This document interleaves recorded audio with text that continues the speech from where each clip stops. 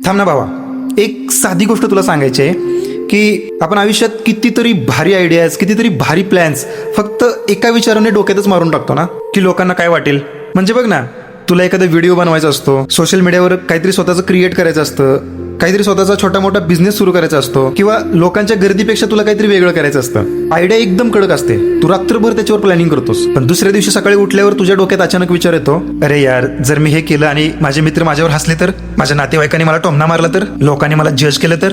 आणि बस तो एक विचार येतो आणि तू तुझा सगळा प्लॅन गुंडाळून बाजूला ठेवतोस की नाही. पण खरं सांगू का, आपण स्वतःचं आयुष्य लोकांच्या मनावर जगायला लागलो यार. तुला काय वाटतं की ते 4 लोक तुझ्यावर हसतील, तुला काहीतरी बोलतील, बस एवढंच ना. पण उद्या तुझ्या खिशातले पैसे संपले तर तेच लोक तुला मदत करायला येणार आहेत का? किंवा तुझ्या घरात काहीतरी अडचण आली तर ते लोक येऊन तुझा त्रास कमी करणार आहेत का? अजिबात नाही भाई. तसल्या फालतू लोकांना फक्त 2 मिनिटं कोणावर तरी बोलायला, कोणावर तरी हसायला, कोणाच तरी मजा उडवायला आवडतं. आणि 2 मिनिटानंतर ते त्यांच्या कामाला लागतात. पण त्या 2 मिनिटाच्या, फक्त 2 मिनिटाच्या विचारासाठी तू तुझं अख्खं आयुष्य, तुझी स्वप्न सगळी दावणीला लावून बसलायस. किती चुकीचं आहे यार हे. तूच विचार कर ना जरा. आपल्याला ना सगळ्यांना खुश करायची सवय लागली बघ. कोणी आपल्याला वाईट नाही बोललं पाहिजे, कोणी आपल्यावर हसलं नाही पाहिजे. पण भावा, या जगात तू काहीही कर किंवा काहीच करू नको, लोक तरी सुद्धा तुला बोलणार आहेत.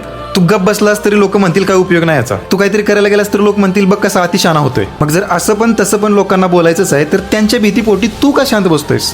बोलू दे ना त्यांना जे बोलायचंय ते. समजून घे भावा या गोष्टीला. मी पण आधी याच गोष्टीत अडकलो होतो, पण एक दिवस मला कळून चुकलं की लोकांचं कामच आहे बोलणं. त्यामुळे भावा, आज ना हा तू डोक्यातून विचार पहिला काढून टाक की लोक काय म्हणतील, आणि तुला जे करायचंय ना ते तू कर. लोक हसतील, मजा उडवतील, उडवू दे. पण ज्या दिवशी तू सक्सेसफुल होशील ना, तेव्हा तीच हसणारी पोरं उद्या तुला येऊन सांगतील की भावा, मला आधीपासून माहित होतं की तू काहीतरी भारी करणार.